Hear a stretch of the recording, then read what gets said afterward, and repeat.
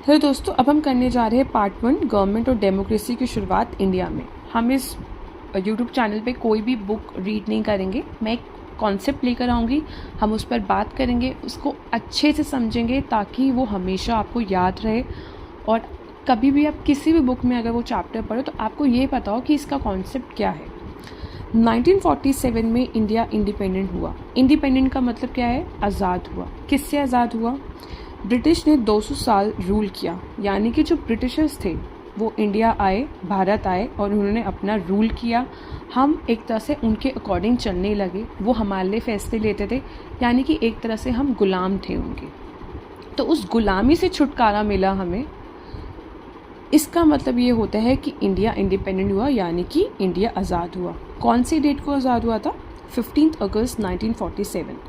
अब ये जो 15 अगस्त है ये हमारे लिए इम्पॉर्टेंट डेट क्यों है? क्योंकि क्या हुआ था, इंडिया इंडिपेंडेंट हुआ था, इसलिए हम हर साल इंडिपेंडेंस डे बनाते हैं। एक तरह से हम इसको याद करते हैं कि इस दिन हमें गुलामी से छुटकारा मिला, हमें हमारा देश वापस मिला। अब ये सोच सकते हैं। अब क्वेश्चन आता है, अब देश को कौन चलाएगा? जब ब्रिटिशर्स चले गए थे तो क्वेश्चन ये था कि अब जो ये हमारा देश है, हमारा भारत देश है, इसे कौन चलाएगा, इसे कौन रन करेगा?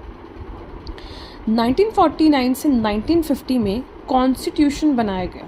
कॉन्स्टिट्यूशन का मतलब क्या होता है? एक तरह से रूल्स बनाए गए।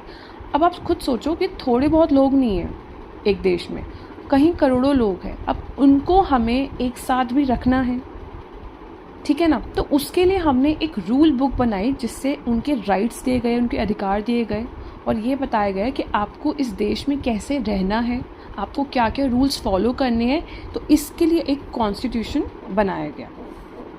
Doctor B R. अम्बेडकर जी ने इंडिया का कॉन्स्टिट्यूशन लिखा। तो ये जो कॉन्स्टिट्यूशन था ये किसने लिखा? ये लिखा डॉक्टर बी.आर. अम्बेडकर जी ने। 26 जनवरी 1950 को इंडिया रिपब्लिक बना।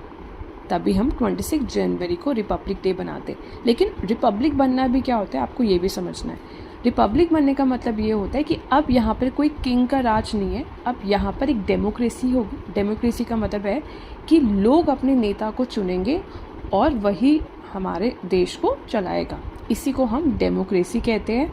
और ये जो हम एक तरह से हम अपने नेता को चुनते हैं, ये सब मिलकर एक गवर्नमेंट बनती है, सरकार बनती है जो हमारे पूरे देश को चलाती है। तो डिसाइड हुआ इंडिया एक डेमोक्रेसी होगा। डेमोक्रेसी का मतलब यही होता है बेटा कि कोई किंग का राज नहीं होगा।